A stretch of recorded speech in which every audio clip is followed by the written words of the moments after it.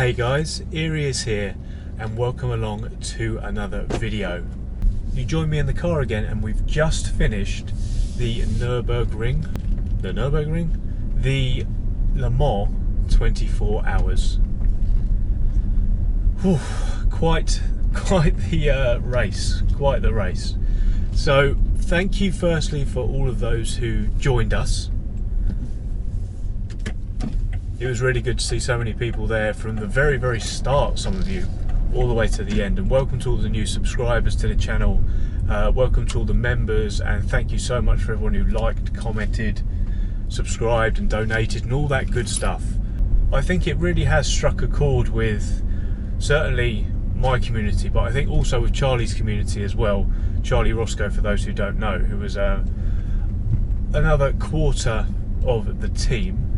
I think it's great that these two communities have come together and really cheer everybody on to get us through a mammoth race such as the 24 hour. So for those that don't know, we've just completed the Le Mans 24 hour on iRacing.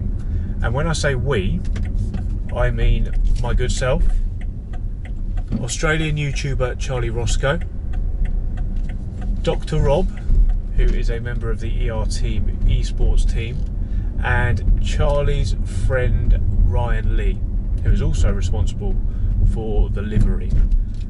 So that was the team RRRR, Rory, Roscoe, Ryan and Rob, also known as Team R, or now the Sim Pirates as we have become. This was our second 24 hour event, the third special iRacing event that myself and Charlie have done together. We firstly did the Bathurst 12 hours, we then did obviously the Nürburgring 24 with the addition of Rob and Ryan, and now we have done the Le Mans 24 hour, arguably the most prestigious sort of sim racing event, to be quite honest with you, in the whole of sim racing, and we can now tick that off the bucket list. We've done it. It was definitely not, if we were to compare it with the Nürburgring, as difficult in terms of the concentration required because of the big long straights at Le Mans, but just there was an added extra of the two classes. So we're in the LMP1 Porsche 919, the hybrid prototype car, and the other class was the GTE class. So we had some BMW GTEs, we had some Ferraris, we had some Porsches. They were the main players there, but the difference in speed was pretty crazy. So you always had to keep, one, your wits about you, and two, you had to almost think how the others would think to make sure that you didn't get any issues when you were trying to pass them or anything like that. So it was quite mentally taxing in that regard. So to give you a bit of a summary about how it went, I started off, and even before we started there was a crash. We were on the last chicane, everything just bottled up even before we got to the start finish straight, and there was a crash. Basically someone hit me, I think. I wasn't quite sure, I haven't managed to watch it back yet, but even before we started there was damage. So that completely knocked me straight away. If I wasn't nervous enough already, that really just shook my confidence. And so it took me a bit of a while to kind of get up to speed. I was in the mid 3-minute 30s for the first stint, and then just to let you know, my fastest lap was a 1:24 something. Charlie just beat it and was fastest on the day, but I'll get back to that in a moment. He got 3:23.9. So yeah, it took me a bit of time to get my confidence up. I did the first 2 hours, what we called a triple stint, because there is 3 sets of 40 minutes. That's how long a tank would last us. So we did a triple stint to start. I did. Then I handed over to Rob, who also did a triple stint, and then we alternated twice more each for an hour and 20 minutes each to do double stints. So that got us to about 11 o'clock our time and about 9 hours into the race, just over 9 hours. And we were due then to hand over to Charlie and Ryan, who obviously were sleeping because of the time difference, whilst we were getting on with our first stints. Now, in Rob's first stint, he had a slight issue. I think it was his first stint anyway, or maybe his second. No, it was definitely his first double stint, should I say.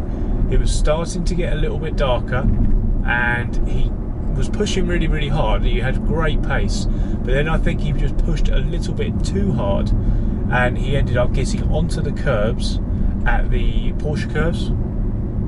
It just flicked the car up. Because they run so low to the ground, these prototypes, it unsettled the car and he smashed straight into the wall. He was absolutely gutted by it, but as I said to him at the time, it doesn't matter, to be quite honest with you. These things can happen to any of us, and I crashed a few times at the Nürburgring, and me and Charlie both crashed at Bathurst, so you've just got to take it with a pinch of salt. And we're a team at the end of the day, so we win together and we lose together, so it's no individual's fault. So Rob was pretty gutted about this, as I said, but said, don't worry about it. We got into the pits and then we cracked on. Rob finished his stint a little bit earlier because I think we lost about 10 laps at this point. We were running in 6th, so we're making good progress and things were going really, really well. Rob had his issue, that's fine. It knocked us down a little bit. I think we went down to about sort of 16th or something like that. For some reason, we left the pits without doing the optional repairs. So I think there was only about 3 minutes of these, but they made such a massive difference. So Rob came out, the car was crabbing along, it was absolutely ruined. So we decided he was just going to come back in and get those optional repairs done at the end of that lap. Coming through the Porsche curves again, Rob got hit by a GTE car. I don't know how, I don't know what was going through the guy's mind. A slow LMP1 car, you just got to give them just so much space. You've got to give these guys space. If a faster car is going slower than you, something isn't quite right. So slow down, especially during the Porsche curves, which is a place where you just shouldn't be passing anyway. I thought about it at the time, and I was thinking if I was in my LMP1 and I was coming up behind a GTE, that was a similar speed differential between Rob's damaged LMP1 and the GTE car that was coming up behind him. I just wouldn't have made that move personally, but he may have been tired and whatever. It was what it was, but he ended up hitting Rob and spinning round, and then I think we ended up getting towed back to the pits. I'm not quite sure. Either way, we got the optional repairs done and then we were away. I then took over a bit earlier, got my stint done, my final double for the evening. Rob then did his final double for the evening and then handed over to, I think it was Ryan, but anyway, the Australian boys, who then did the same as us. They did a triple stint each, so 2 hours each to start, and then alternated 1 hour 20, 1 hour 20, 1 hour 20, 1 hour 20, so 2 of those each. And then that was about time for us to wake up in the morning our time anyway, and we had decided earlier to change up the splits a little bit. So at the end of the race, we would all have a shot. So at the start, the Brits went first, then the Aussies, and then at the end we each had a shot. So when it all came round and we'd done about 9 hours and the Aussies had done about 9 hours, we then had Rob take over and then Ryan take over. I was going to then do the penultimate stint, and then Charlie was going to finish off because I had started. It was only fair. So in the last set of stints, Rob does his, no issue. Ryan does his, no issue. I then do mine, and things start to get quite interesting. So Ryan, actually, while I mentioned it, had a bit of an issue, a slight tap with this yellow Ferrari. Another GTE that was not even in the same race as each other really. There was such a huge difference. And whilst we were lapping in the first part of the lap, there was contact as we were trying to lap him, and then we didn't really have too much of a crash. We knocked him, and then we ended up sort of knocking into the wall. and the Ferrari went round. But more significantly, when I took over, I tried to lap the Ferrari in the exact same place. I've forgotten exactly what curve it is, but the guys who were watching will be able to tell me. It was the curve just before the start of the Mulsanne straight. I've never been good with corners, so you'll be able to tell me which one that one is. But I got onto the high side and just hit the wall, really. And I was quite happy that I didn't lose it entirely, but what it had done, it had damaged the car. And when I was going down the straight, we'd normally get about 202 miles an hour, or whatever that is, 300-ish kilometers an hour. But, well, actually just above, probably about 320 kilometers an hour, I would have thought, something like that. You guys who deal with kilometers will be able to tell better than me. So I had to come in because we were only doing 160 rather than 200 miles an hour. And then I got it fixed, not a problem. We lost about 10 seconds on the lap itself because of the damage, and then we lost about 3 minutes in the pit, so nothing too bad at all. But then as I continued with my stint after we got fixed, the car then started smoking. I started to come down the straight and it just wasn't going anywhere, and I look in my rear view and there's just smoke puffing out the back. Absolutely ruined. And this was at the end of my last stint, really.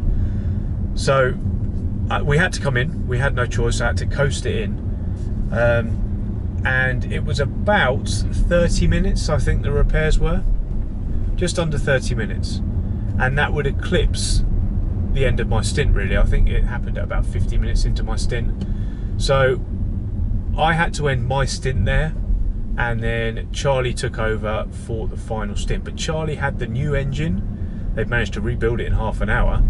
Fantastic. And it just felt and went, by the looks of it, like it was at the very, very start. It was like a brand new car. So Charlie then was absolutely smashing it and managed to put in the quickest time out of the whole race, for us anyway, a 3-minute 23.9. So it was absolutely fantastic. And during all this, we'd made our way up to 10th place, but then the people in front of us who were running in second binned it whilst they were in front of, I think it was Ryan on his final stint. So they'd fallen behind us, but then they got back ahead when we had our engine issues. So at that point, we just settled for 10th place. Charlie brought us round, and then we finished, which was absolutely amazing. It started as a 55 car field. I think there was about, I think it was the high teens, maybe even more than that, LMP1. Someone who watched it will be able to clarify exactly for me. I want to say even like 25. But either way, we finished in the top 10, and to be honest with you, I was really, really happy with that. Everybody, as I said at the start of the video, had a brilliant time, I think. We had some people watching the entire thing, so shout outs to you if you were one of those guys who stuck around the entire time. And it was just another absolutely fantastic event with all three communities coming together. I had all the chats open, we were all talking to everyone, we had everyone over the Discord chat as well, and it was just absolutely brilliant. I really, really enjoyed it, and I think everybody else did as well. So that was Le Mans, our second 24-hour event, ticked off. And that's kind of how it was in a review, really. So now that we've done that, lots of people are asking, so the next time we're all getting together will be for the 24 hours of Spa. Now, we will be back.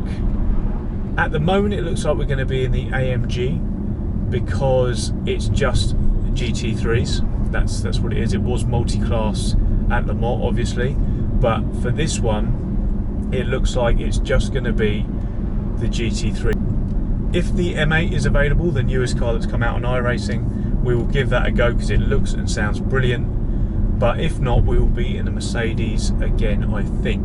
But again, that is probably up for a little bit of discussion. So that is actually at the end of July. So we've got a little bit of a wait for that one, but I think it'll be worth it. So make sure you put it in your diaries there. and then hopefully you guys can join us for it. But yeah guys, I just wanted to basically get in the car and just have a bit of a chat with you guys about it with the raw kind of emotion. I haven't got any script, I haven't got anything, I'm just telling you how it is. So sorry if it's not as structured as it normally is, but I wanted to, rather than talking about something a couple of days after the event, I wanted to be in touch with my emotions about it and just kind of babble and tell you exactly how I thought it went. But all in all, again, I'm just knackered, but I really, really enjoyed it, and I love that format, and I really think it works for the channel. So I think whilst I enjoy making videos on iRacing, I think the team-based streams is really, really something of interest to both me and you guys. There's another option, so all four of us will be getting back together for the Spa 24 hours, but in a few weeks there is a potential that me and Rob might be running the 6 hours of the Glen, it's called. So 6 hours around Watkins Glen in America.